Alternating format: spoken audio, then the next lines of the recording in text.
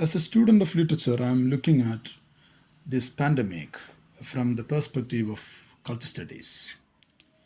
Culture studies, as we generally understand, is looking at life, our life, and life around us from where we are. Looking at life from where we are. From where we are means not from the generally accepted or according to the existing ideological discourses or public opinions, but from the very point where I look at life. Culture studies again demands a social intervention which is called conjecturality. A conjecture is a conjecture is the mostly discussed keyword of the time. This is how culture studies is looking at an event. They call it a conjecture. Now it is COVID. And culture studies is looking at how different disciplines look at an issue. Here I am looking at the issue from the academic parlance of a literature student. My first observation of the contemporary situation is the paradoxical aspect of social and philosophical order that has been created in the wake of this corona fear, which gives space for the authority to order and we are to obey. It is at once an order of a frame of order and obey. I call it paradoxical because much debate and critical deliberations are going around this pandemic from different platforms. Religious contemplations are going on, philosophical ruminations, scientific statements, social and cultural evaluations, environmental concerns, then political and cultural statements and counter statements, ideological reflections, and so on. First of all, I'm looking at the paradox involved in all these discourses. Let's take the mostly accepted notion of the indiscriminatory nature of the disease, which perhaps brought about a feeling that all are equal before this disease. And this disease is a great leveler. COVID is putting his icy hands even on kings. This kind of a view borders around religion, philosophy, society, and above all, culture. Culture studies believes in inclusiveness as we generally understand. Inclusiveness which gives space for everyone alike. If it includes everyone into the social and cultural fabric, there is no difference between high culture and low culture. Culture studies in general is breaking or blurring the binaries between the high and the low. Everything is part of culture. This is what culture studies is trying to argue. As COVID includes everyone alike, a literature student is interested in looking at this from the platform of culture studies. At the same time, culture studies is more interested in the power structures that circulate in cultural networks and social fabric. Biopolitical power, as well as the political and ideological power, is at work now. So, in short, inclusiveness on the one side and the increasing exertion of the hegemonic power on the other side. This situation is perhaps paradoxical.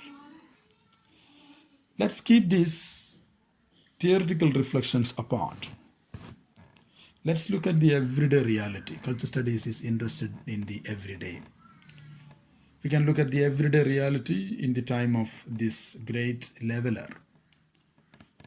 When a couple of teachers burns the government ordinance requesting a small portion of their salary to the public rescue fund, what we understand is that this great leveler cannot wipe out the social the elitism of the government salaried teachers in a multifaceted culture that demands inclusiveness. And the third paradox with which I would like to conclude my discussion, the third one is the paradox in the hope and dream of a post-COVID cultural order framed in socialism, secularism, and communism. Zizek, the Slovenian philosopher who wrote the famous book Pandemic, he observes in the book that the COVID will bring back a communist social order. But is it possible? This is what we have to ask. This pandemic is preparing grounds at once for such a socialist order rooted in thought and rationality. And on the other hand, it is bringing about an irrational order tuned in blind beliefs and total conformism. Conformism based on the irrational acceptance and thoughtless obedience. This time I would like to remember the book on Death and Dying by Elisabeth Kubler-Ross. This book has been mentioned by Zizek in his Pandemic. And in the book, Elisabeth Kubler is proposing the schema of 5 stages of how we react to a panic situation. The first is denial. We deny that we are ill. We are not able to accept it in the beginning. We deny. Or we cannot accept the fact that we are going to die. The first stage is denial. The second stage is anger. We realize that we can't deny it anymore and we get angry. Bargaining is the third stage. Here we somehow try to postpone the fact. And next stage or the fourth stage is depression. And we at last, the fifth stage, accept. Acceptance is the fifth stage. Kubler-Ross is applying these 5 stages to any form of catastrophe. And here, in the case of Corona also, we pass through these 5 stages and now we accept the reality and we are taking precautions and preventive measures. And we have reasoned ourselves or rationalized ourselves that we have to accept the reality. In this receptive mode, we accept whatever is given to us. A rationalized obedience of government has been replaced by an irrational obedience of the vested interest of the government now, unfortunately. When Kerala is preventing us with a model in front of the world on how to address a pandemic with platforms like community kitchen, social distance, and lockdown, the wider canvas of Indian politics shows certain isolated pockets of mediocrity and political gimmick. Places like Kerala become isolated islands of excellence floating in an ocean of mediocrity. That's the truth. When a social mode has been created to accept whatever is given to the mob, at least some pockets of degenerated political space in India is making use of this irrational conformism of the people, like asking people to clamor in the street. It's a striking example. When the government was asking the people to clap in the street, it's a striking example of how an irrational mob could be tuned to vested interest.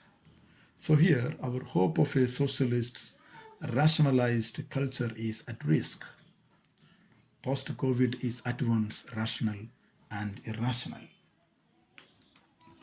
Even when WHO, World Health Organization, is trying to make a universality of the experience, not similarity alone. Similarity is possible, Similarity is possible because the disease is similar everywhere alike. From the platform of the similarity, this is to be public issue, a universal issue. When Germany was trying to invent medicine, America was trying to get its patent. The neoliberal market-oriented capitalism is at work in America even now. Germany declared that they are trying to find the medicine for all the nations. This is what we call public sense and universality. COVID is bringing back the pristine or the older order of collective and community living. From the individualized mode of modernity and capitalism, a collective order of socialism is the new hope and dream. But is it possible? That's what we have to ask always. Even at the moment of faith in community and communism, communalism and sectarianism, a kind of section-based thinking, communalized thinking is at work in India. Dainik Jagran, is a newspaper that reported the news that Muslims should keep the certificate stating that they are corona negative if they want to get admitted into a cancer hospital. This is quite unfortunate. One BJP MLA, he asked the people not to buy vegetables from Muslim shops. So can we expect socialism and secularism to wake up into the social structure of our nation? I think we can't. So, in a frame of paradox and contrasts, we pass through this experience of COVID-19. Still, hopefully, let's wait for a social discourse, social order, and the social discourses, even religion, with a better faith in science and people. I'll conclude with a line from Bertolt Brecht, the German poet. Will there be singing in the dark times? Yes, there will be singing about dark time. So let's hope for better songs in the post-COVID order. Thank you. Thank you all.